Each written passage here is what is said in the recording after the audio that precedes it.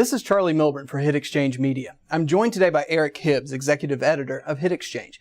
Eric recently coordinated a panel discussion by medical and information technology experts exploring strategies and tactics for adopting computerized physician order entry, more commonly known as CPOE.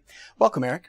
Thanks, Charlie. Now, I understand that in this segment, the panel discussed physician-specific considerations involved in adopting CPOE. If you don't mind, set this up for us. Sure, Charlie.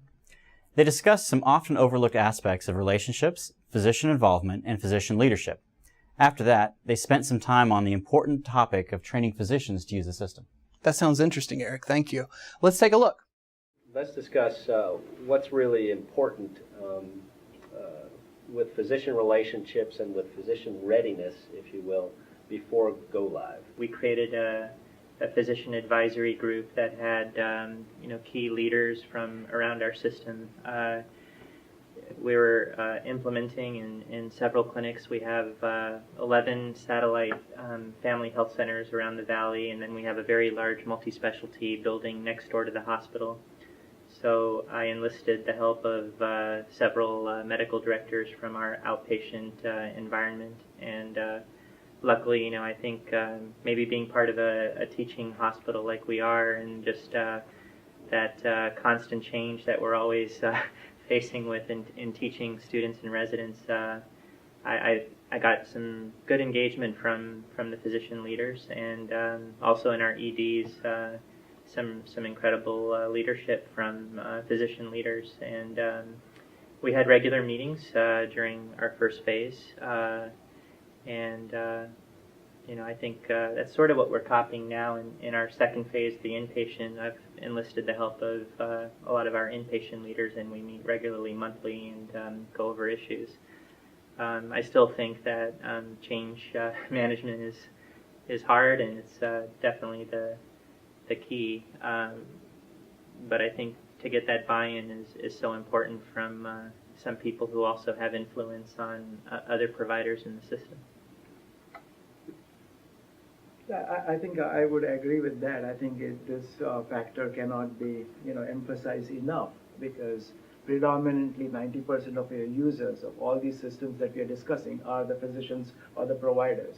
And no matter how efficient a system is, how well it has been shown to change outcomes and safety, it does include a change. And change is difficult, change management is challenging. And so physician interaction, I think, is crucial. I still remember one of the senior physicians who was particularly computer phobic. He still doesn't like computers. And at the end of 2 years, he calls me Vinny. He says, Vinny, I hate your system, but I like you. So I said, as long as you like one of the two, I think we are okay. and he's a very efficient user, by the way. He's a power user, but he'll create a lot of noise, and appropriately. And so the issue is, again, being in pediatrics, it has been ingrained upon us that even after a thorough examination, you find everything right with the kid. But if the mother says, something is not right, we have to listen to her and we have to trust. And the same thing is, no matter how, in how many milliseconds your login works and how your software testing is immaculate, if a physician says this does not work, we listen to them, we shadow them, we walk with them. And so I often joke that, being a hospitalist, you must have noticed that, and I'm a pediatric intensivist, and being in the intensive care, you get all different subspecialties. So you have interacted with the hematologists and the pulmonologists, and that gives us so I said, somebody said, how did CPOE work so well? And I said, I spoke 40 dialects of English. And they said, what do you mean by that? Your accent is Indian. I said, that's separate, but besides the accent, I spoke pulmonary English and orthopedic English and ENT English. And you have to be able to buddy with them, talk with them in the same language, and with a common goal of not thrusting a system down their throats, but a common partnership, noting fully well that there could be some pains along the way. So, be sensitive, be cognizant of the pains, and let's do it together. And most days it works, some days it backfires still. But these are, various experiences I've gathered over the last couple of years. I would agree wholeheartedly with Vinay's comments. While we're beginning our journey now and are not yet live on CPOE, we have a lot of confidence that we're going to be successful because we're going to follow the good practices that the earlier adopters like you have followed. So we are working very, very closely with our physicians, and one of our physicians leaders likes to say we're not going to do this to the physicians, but with the physicians. And that's really absolutely key. We have a physician advisory group that we formed early on in the project, headed by our chief medical officer, and I was invited to be part of the committee along with my JCL Connect project director, Suma Gadam. And we're meeting every other week at this point in time in the evening when it's convenient for the physicians. And we have a very active engagement from a good representative group of physicians from across the network, from the ambulatory clinics, from both hospitals, from all the specialties are represented. So we have picked individuals to be or asked individuals to join the group who are not necessarily computer geeks, although that might help, but more importantly that they are leaders. They're thought leaders. They are change agents. They strongly believe in this direction. They're representing the rest of the medical staff. They bear that responsibility. They want to do this. So they're also performing a role as subject matter experts. So when we're doing workflow design right now, these physician advisors are in all the sessions where we need physicians, and they're bringing colleagues of theirs as well where it's appropriate. And they obviously will be involved heavily in the order set development as well. And in addition to which, we expect they're going to be involved in helping us with designing the training as well as with implementation of training and go-live support. I really think that having a core group of physicians that you can start with as sort of a nucleus to generate strong support and then push out from there as part of your campaign for change and really have them evangelize the process with their peers. The peer-to-peer kind of connections are critical. They are going to be able to speak all the languages of the physician community far better than those of us who are not physicians, and they're going to have the credibility and the enthusiasm, and I think they're going to really be very important in getting the whole medical staff on board. Yeah, so I heard good leadership from the top. I heard actively engaging the physicians, having a friendly and good CMIO that they like. That's important. I think training and education you spoke to. Help me understand from your guys' perspective what kind of incentives or de-incentives, I guess, you've used to help with that change management process. What really motivates not necessarily the champion, but the non-champion physician to adopt and change? Any thoughts on that? Well, I guess I'm not a big fan of de-incentives. I like to think of how to incentivize physicians to, get the performance measures you want. That being said, I think we weren't able to provide. I see this on, like Vinay mentioned, being on listservs. I see a lot of chatter on listservs about how do you incentivize physicians to convert over to the EMR world and CPOE, and what do you provide in terms of incentives. I think for the most part, again, the group just felt like this was an important and the right thing to do. We haven't provided, of course, any monetary incentives of any kind. We believed that the system over time would hopefully show the providers that what we were doing before could be improved. And I think in terms of when I round in the areas that are live with the providers and I ask them, why do you either like or not like the system, it again comes down to, can they do their job better than they used to? And most of the time when providers like the system, it's because they're able to see how they're doing a better job of patient care. And I think that's been probably the strongest incentive, is that, our records are legible now. People can read each other's notes, and we have the interface with labs that, instead of having to go out there and remember and track your labs that you ordered, these labs are coming back into the system, and you're notified in the system when a lab result comes back or an imaging result comes back.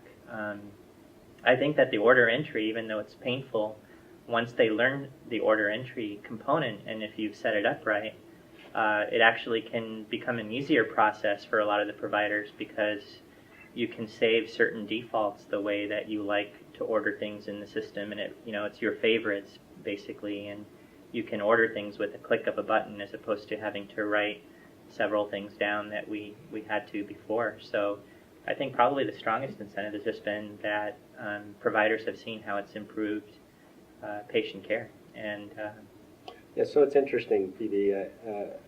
I tend to think, and maybe inaccurately so, but providers tend to be maybe a little more prideful and maybe a little bit more competitive than your average person.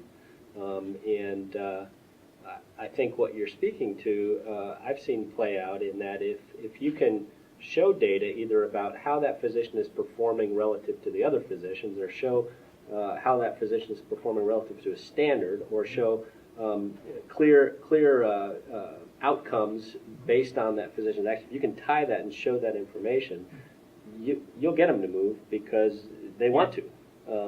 If you can't do that, then right.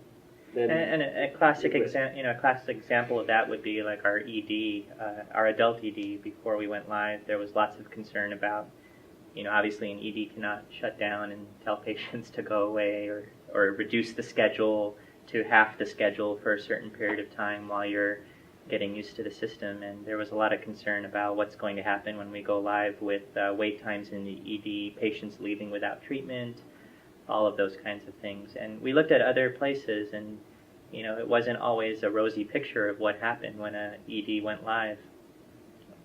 For various reasons, when we went live, we did upstaff. That was one thing we did in our ED, which was a very smart thing by our ED director, is that they upstaffed for a period of time, and we kept the volume steady where it was before we went live.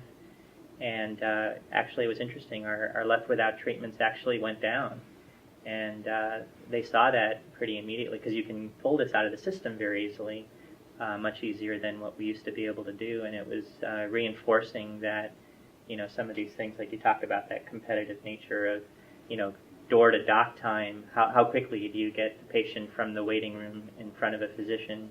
The left without treatments. How many patients per day can you see in an ED? All of those things that they like to look at to see if they're doing a good job. I think we were able to show them, and that helped. Yeah, and some comments, along those lines with our ED experience as well. We have a single ED group that covers all three of our EDs, and we went live at our Osborne facility first, and or at our Shea facility first, and then 2 weeks later at Thompson Peak and the Osborne facility. So within most of the, probably 90% of the physicians had experience at the Shea facility first, and then they wanted to get it on, and they were back to all their normal times within 60 days, and again, we've seen that competitiveness as well as far as what their time to patient and even throughput within the ED very much improved from the manual systems before. Dave, I would agree completely with you. Before any hospital goes live, the reasons that we put forward for why we should do something is like why we should exercise. They're all theoretical. The benefits are out there. They have not been palpated. They have not been felt. So you should definitely take the time and effort once go live is there. or even have systems in place. So for example, when we launch a system like I was talking of the dose range checking system, we had queries or reports in place on how to measure once we go live. And getting that data back to the end users, and I like the word that you said, is really bring out the pride in users. Show how well we are doing. Show how many, how many errors you prevented, how quickly your medications, stat medications were turned around. And then expose them to something that is just not possible or was not possible on the paper system. See, all of us trained during medical school and residency to treat one patient at a time because we never had aggregated data. So our mind is not used to thinking like this. So when you bring aggregated data, it almost creates that sense of magic and wonder. And I'll give you an example. We were in a meeting talking about how to use nebulizers versus metered dose inhalers and how you should promote one versus the other. I happen to have data for 1 month on the hospital that. So within 15 minutes, I could tell them that our use of one versus the other is 37% versus the other. Fourth floor is doing well on this. The second floor is not using this, the ED. And so it was almost like magic. Arthur Clarke often said that sufficiently advanced technology is indistinguishable from magic. And to that, I added my own corollary: poorly implemented or insufficiently is often indistinguishable from a nightmare. So you have to show them the magic of what they're doing to keep them engaged, excited, and I would add just one incentive for physicians to adopt CPOE is to address one of a concern that can manifest itself as a resistance to moving forward, which is what kind of impact is this going to have on my time and on my practices? Is this going to make me slower and less efficient? And so really investing the time up front during the design and implementation, during the training and the go live, to make sure that the concerns that the physicians have, their preferences for workflow, for the design of the screens, et cetera, are really baked in and are tailored to that, physician's experience, whether it's based on their particular group, their specialty, or that individual physician, to really help them be prepared and simulate the experience as much as possible before you go live, and be there when you go live, so that they're not alone, so that they've got all the help they need, so they're individually going to be very, very successful in getting through that challenging transition, because it is a big deal, and they're going to need a lot of support. So I think that may be among the very most important things, is to prevent harm. Okay. Very good. So since you mentioned the time piece, I'm just going to ask one more question I'd like some feedback on, and that's getting the physicians time to train. What kind of ways can you make the training process more efficient, or incentivize the trainers to have good outcomes from training physicians? Any thoughts? I think communication, education, and training are fundamental. And I think there were a couple of studies shown that users who were well trained and who were using more features and functions that a system could offer, the user satisfaction was higher. So cutting short on training or education really sabotages you or sets you up for failure.